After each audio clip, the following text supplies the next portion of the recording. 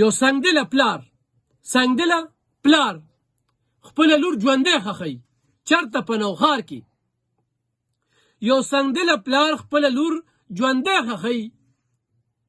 په قبر کې دا په ضلع نوښار کې ریسکیو 112 ته څوک اطلاع وکړي هغوی لاړ شي کودایي وکړي او د هغه ماشومې هغه جسد روباسي نو الحمدلله هغه ژوندی وي اگر چې تبه یې نمونیا یې دا دې وخت کې په هغې کې مبتلا شوې ده او فوراً چې کوم دی نو هغه هسپتال ته وړل شوې ده نو دغه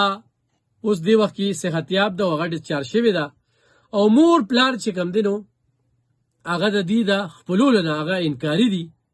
نو په داسې کې د انسانیت هغه مثال قایم کړی دی چې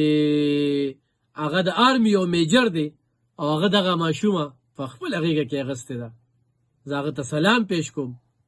چې په دغه ټیم کې چې کوم دی نو دغه بهادر میجر چې کوم دی دغه لور یې خپله کړې ده او میجر صاحب دغې لور له چې کوم دی نام ابیها وقاص هغه یې ښودلی دی دا واقعه د سنګدلۍ چې کوم دی نو یو انتخا ده او دا د بل طرف ته د انسانیت چې کوم دی نو د ژوندي ساتلو یو دلیل هم دی چې مور پلار د دغې ماشومې نه انکار کوي ګرانو کتونکو لور خور دا داسې رشته ده که نه او دا دومره خوږه رشته ده چا چې د خویندو نه دعاګانې اخیستې دي بریالي ګرځي زه خویندو کره کم ځم خو چې کله داسې مسله وي نو راته اطلاع کوي او هیګان مې وي راته کال کوي داسې سخته کې چې کوم دی نو نه پرېږدم ورځم خو هغوی ته پته ده چې زمونږ دا ورور چې کوم دی د پردي غمونه په سر راغستې دي سهار شي ماښام شي نه د اختر وس په کور کې ده نه چې کوم دی نو د خادي زما په کور کې خادي وي زه په کور کې نه نو دا چې کله خپله خور ته په ډولۍ کېږدې واده کې دغه ټیم کې چې کوم دی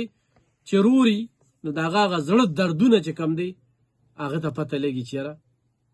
نو لور رحمت دی خو دې سنګدله پلار چې کوم دی نو دلته کې زحمت ګرځولی دی او ژوندی یې ښخه کړې ده دې ظالم